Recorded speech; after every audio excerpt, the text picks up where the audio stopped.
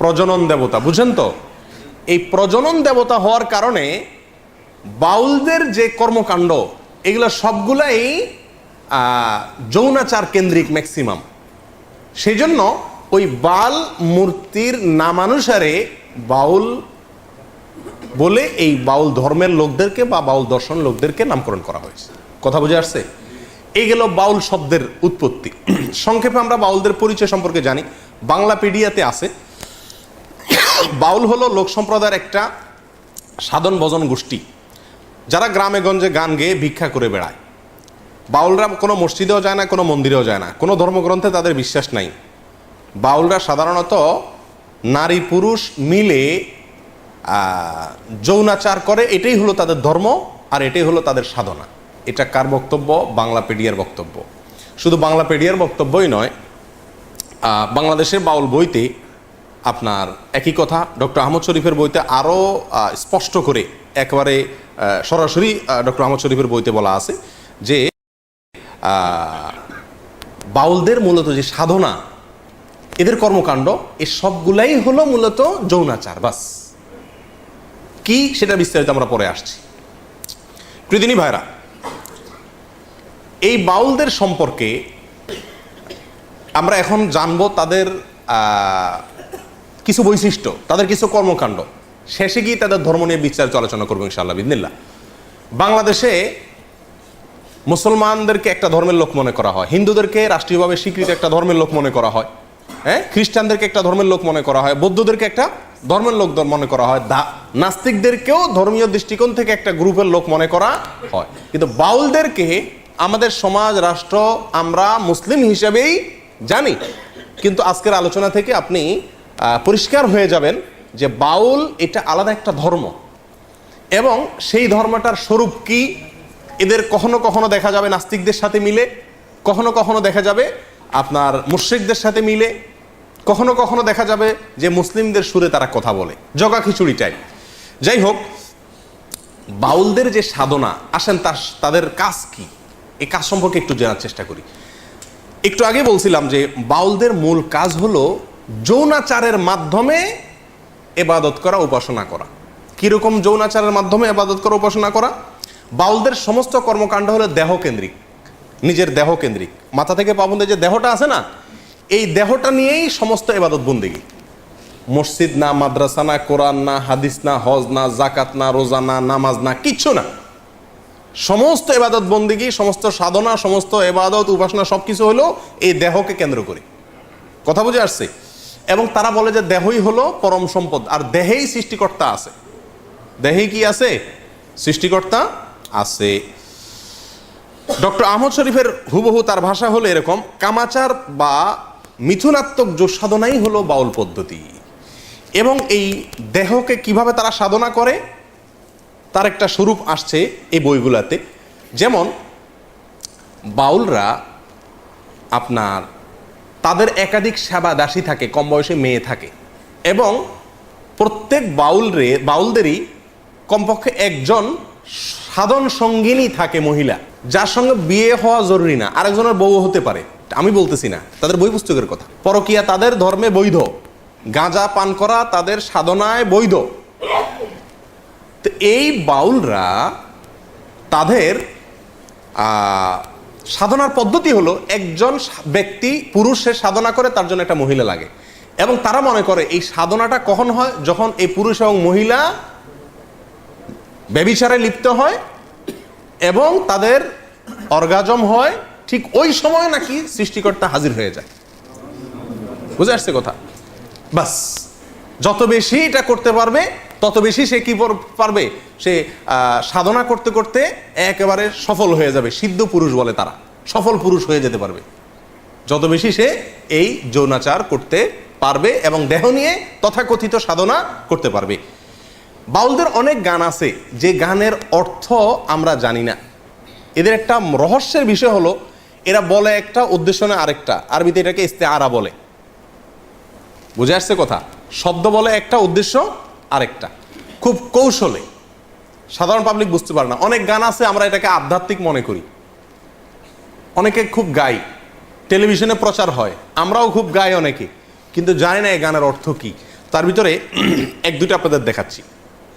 বাড়ির পাশে আরশিনগর সেথা এক পড়শি বসত করে, আমি একদিনও না দেখিলাম তারে। এই গান শুনছেন আপনারা? এই গান সম্পর্কে বাংলাদেশের বাউল বইতে আমার কথা হলে বলতেন যে আপনি মৌলবী মানুষ, আপনি তাদের বিরুদ্ধে বলবেন। আমার কথা না, বাংলাদেশে কোনো মৌলবীর কথা না, বাউলদের মানে পৃষ্ঠপোষক বলা যেতে পারে লালন একাডেমির পরিচালক ডক্টর চৌধুরী তার বাংলাদেশের বাউল বইতে বলতেছেন যে এই গানটাকে আমাদের দেশে মানুষ অনেক উচ্চ মার্গের আধ্যাত্মিক গান মনে করলেও এই গানে যা বলা আছে সেটা নিছক যৌনতার বিভিন্ন কথাকে ইশারা ইঙ্গিতে বোঝানো হয়েছে। কথা আমার না, কথা ডক্টর চৌধুরীর। এবং 368 থেকে 369 নম্বর পৃষ্ঠায় এই গানের বিশ্লেষণ সেই বইতে আছে, কেউ দেখে নিতে পারে।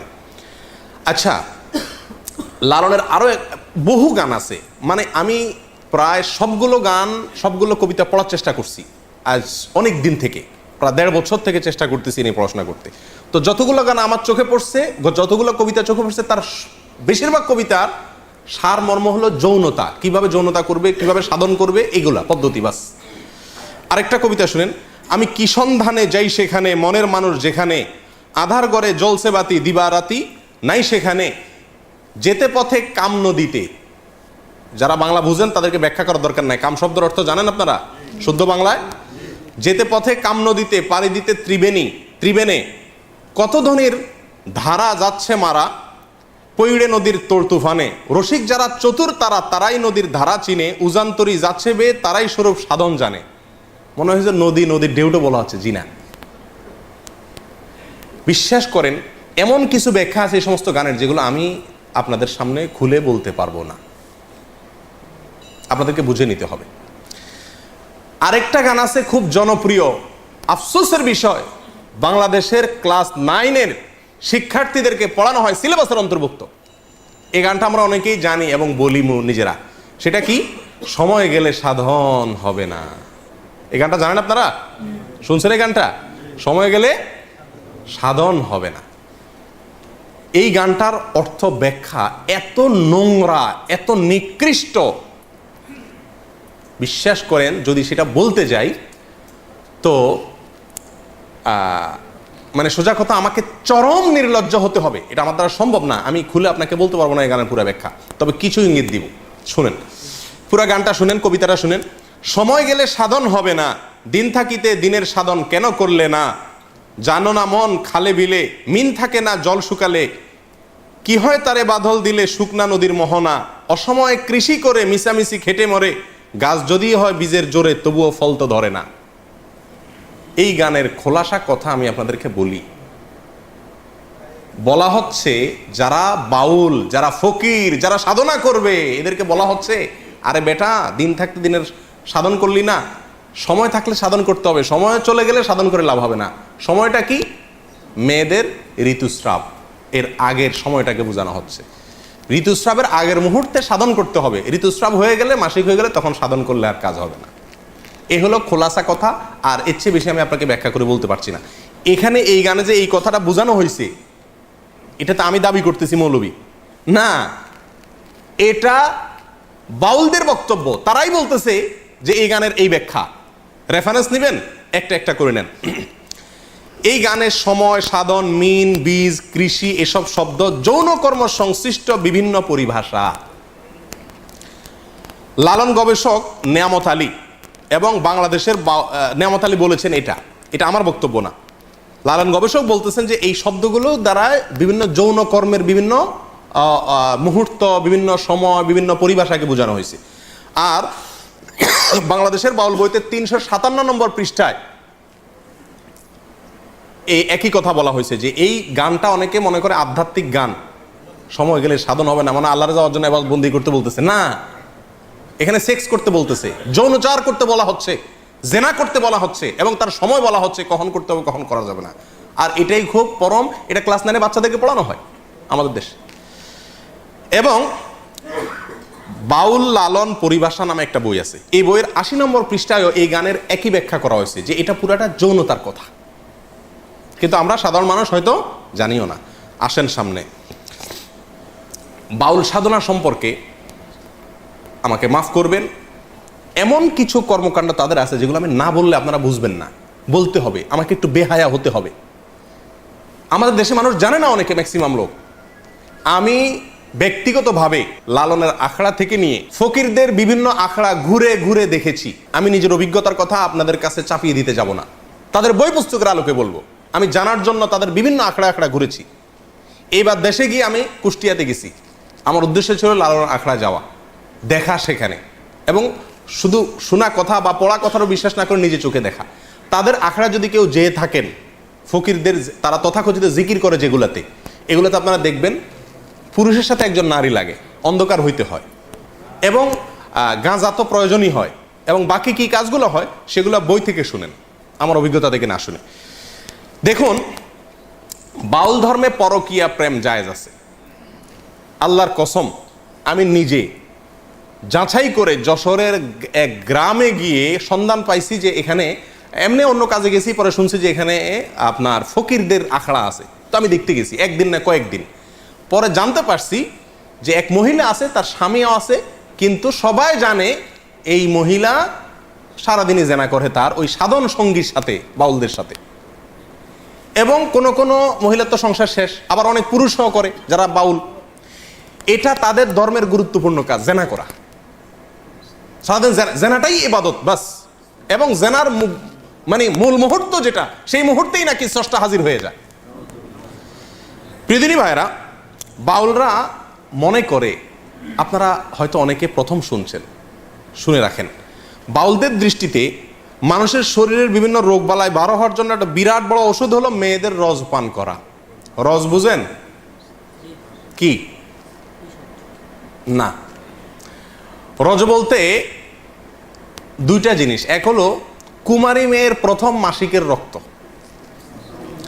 আরেকটা হলো পুরুষদের যেরকম উত্তেজনার কারণে বীর্য বের হয়, মেয়েদের যে পদার্থটা আসে এটাকে রজ বলে। এই রজ, এটা পান করলে কোনো রোগ বালাই শরীরে থাকে না, এটা বাউলদের বিশ্বাস। আরো শুনবেন, তারা বলে রোগ থেকে মুক্ত হওয়ার জন্য, বিভিন্ন রোগ থেকে, বড় বালা মুসিবত, অসুখ বিসুখ থেকে ভালো হওয়ার জন্য নিজের মুখ এবং মেয়েদের স্তনের দুধ পান করলে রোগ ভালো হয়। আরো শুনবেন, তারা বলে সমস্ত রোগ থেকে সর্বরোগের ঔষধ একসাথে যদি পাইতে চান তাহলে কি করতে হবে? মল, মূত্র, রজ এবং বীর্য, মল, মূত্র, রজ এবং বীর্য, এগুলো সবগুলা মিক্স করে একটা ঔষধ বানায় তারা, নাম হলো প্রেম ভাজা। ওষুধের নাম কি? প্রেম ভাজা। এটা খাইলে আর কোনো রোগ থাকে না। প্রিয়দিনী ভাইরা, আপনারা অনেকে হয়তো বলবেন যে এগুলা গল্প আর কি। আপনি আল্লাহি বাস্তবতা খবর নিয়ে দেখেন, আর খবর নেওয়ার দরকার না, আমি আপনাকে বই পুস্তক থেকে বলছি, তাদের বই পুস্তক থেকে, তাদের ধর্মগ্রন্থ থেকে, তাদের ধর্মীয়, তাদের আচার এবং তাদের সংস্কৃতি, কালচার, এ সংক্রান্ত যে সমস্ত বই পুস্তক আমাদের সমাজে প্রতিষ্ঠিত, গ্রহণযোগ্য, অথেন্টিক, এই সমস্ত বই পুস্তকে লেখা আছে। তার ভিতরে বাংলাদেশে বাউল বইয়ের 350 থেকে 382 নম্বর পৃষ্ঠায় এই কথাগুলো উল্লেখ আছে। কথা বুঝে আসছে ভাই? আমাদের দেশে অনেক মানুষ না জেনে এই ফকিরদের কাছে চিকিৎসার জন্য যায়, ছেলেপেলে অসুখ হলে যায় না, কি ওষুধ দেয় এটা ওই শয়তান জানে, আর শয়তানকে যে এই শয়তানই শিখাইছে সেই শয়তান হয়তো জানে, আল্লাহ সুবহানাহু ওয়া তাআলা জানেন, আমরা অনেকে জানিও না। আমাদের দেশের নাস্তিকরা বাউলদেরকে খুব পছন্দ করে, একটা মজার বিষয়। কারা পছন্দ করে? নাস্তিকরা কোনো ধর্মকে পছন্দ করে না, কিন্তু বাউলদেরকে খুব পছন্দ করে। ডক্টর আহমদ শরীফ নাস্তিকদের গুরু, বাউলদের নিয়ে বই লিখছেন এবং বিরাট বিশ্লেষণ করেছেন, তাদের ঐতিহ্য তুলে ধরেছেন। শুধু তাই নয়, বাংলাদেশের যারা নাস্তিক, সেকুলার, এরা সবসময় বাউলদেরকে প্রমোট করে। লালনের আখড়ায় 50 জন গাঁজা খাইছে, এটাকে সমস্ত মিডিয়া বা অনেক মিডিয়াতে খুব ফলাও করে প্রকাশ করে, আজকে লালনের এখানে ওরস হইতেছে, ওরস, গাঁজা খাইছে। লক্ষ লক্ষ মানুষের মাহফিল হয়, লক্ষ লক্ষ মানুষের ভালো কোনো কাজ হয়, সেটা কোনো মিডিয়াতে প্রচার করে না। কিন্তু ওই আখড়ায় গাঁজা খাইছে কয়েকটা, সেটারে সারাদিন টেলিভিশন নিউজে বলে। কেন নাস্তিকরা এত পছন্দ করে কেন? এর কারণ হলো এই বাউলদের, তাদের যে কর্মকাণ্ড করে খোলাসা কথা কয়েকটা পয়েন্ট। নাম্বার 1 যেটা বললাম, দেহ নিয়ে সাধনা। দেহ নিয়ে সাধনা মানে যৌনতা, সোজা বাংলা। নাম্বার 2, আপনার যত নোংরা বিষ্ঠা নাপাক পৃথিবীর কোন ধর্মের মানুষরা যেগুলোকে পাক মনে করে না, হালাল মনে করে না, এই সমস্ত জিনিসগুলোকেও তারা শুধু হালাল আর পাকই না, এগুলা বিরাট ঔষধ মনে করে। লালনদের বাউলদের একটা গ্রুপ আছে যাদেরকে বলা হয় নেড়ার ফকির। কি বলা হয়?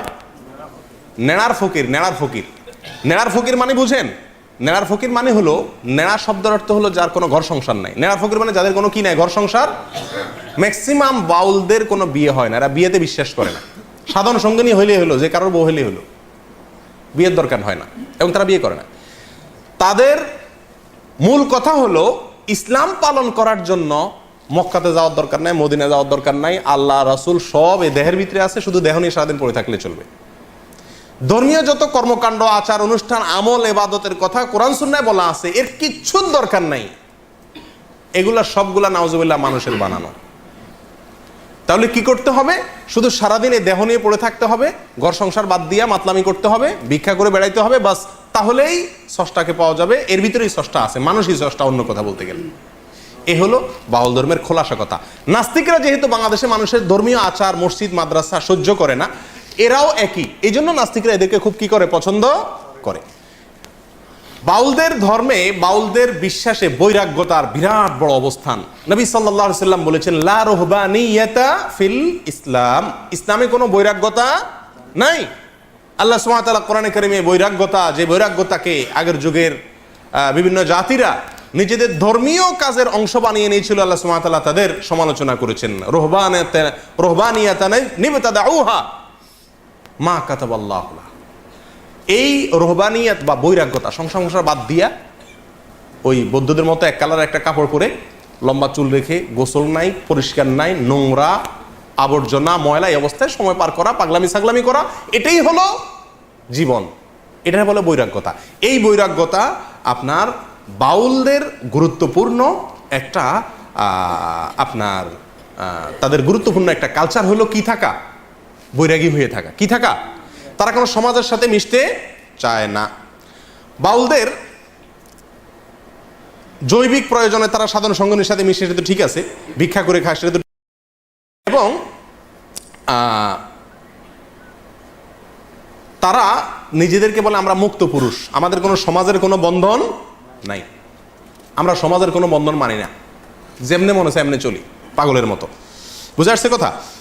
এদের হাজার হাজার যে গানগুলো আছে, এই গানগুলো সম্পর্কে আগেও আপনাদেরকে কিছুটা ধারণা দিয়েছি, এখনো বলছি যে এই গানগুলোর সবগুলাই হলো যৌনতা নির্ভর, এবং যৌনতার বিভিন্ন কৌশল, কলা কৌশল, বিভিন্ন পদ্ধতি, সময়, ক্ষণ ইত্যাদি, এগুলো সবই সমস্ত গানে বাতানো আছে।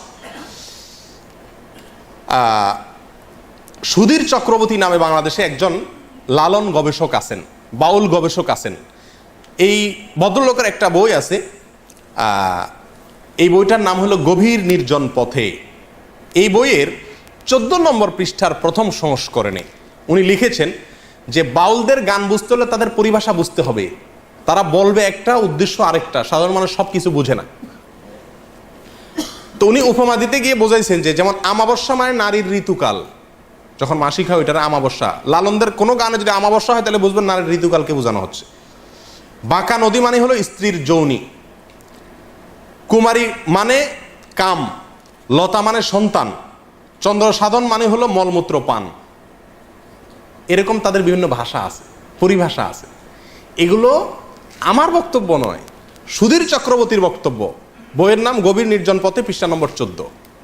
তাহলে একটা ধারণা পাইছেন তো বাউলদের কর্মকাণ্ড সম্পর্কে? আচ্ছা, এখান থেকে আমরা জানলাম যে তারা বৈরাগী, সংসার ধর্ম চায় না, আগলামি পাগলামি করে। এ হলো তাদের জীবন। বিকৃত আপনার যৌনাচার, বিকৃত যৌনাচার আর অসামাজিক জীবনযাপন, এগুলা হলো পাগলামি, এটা হলো বাউলদের কর্মকাণ্ড। আচ্ছা, আমাদের সমাজে যে সমস্ত বাউলরা আছে, এই বাউলদের আরেকটা গুরুত্বপূর্ণ বিশ্বাস হলো, বাউলরা মনে করে গান বাজনা শুধু হালাল না, এটা তাদের ধর্মের অন্যতম অনুষঙ্গ। আপনি দেখবেন বাউলদের হাতে একটা একতারা থাকে না, লক্ষ্য করছেন নি? একতারা বাজাবে আর গান গাবে, আপনার সাধনের নামে যৌনতা করবে, ভিক্ষা করে খাবে, গাঞ্জা খাবে। এই যে তাদের গানের বিষয়টা, তারা গান গায়, গাক, কত মানুষই তো বাংলাদেশে গায়, তারাও গায়, সমস্যা কি? সমস্যা হলো যেখানে, সেটা হলো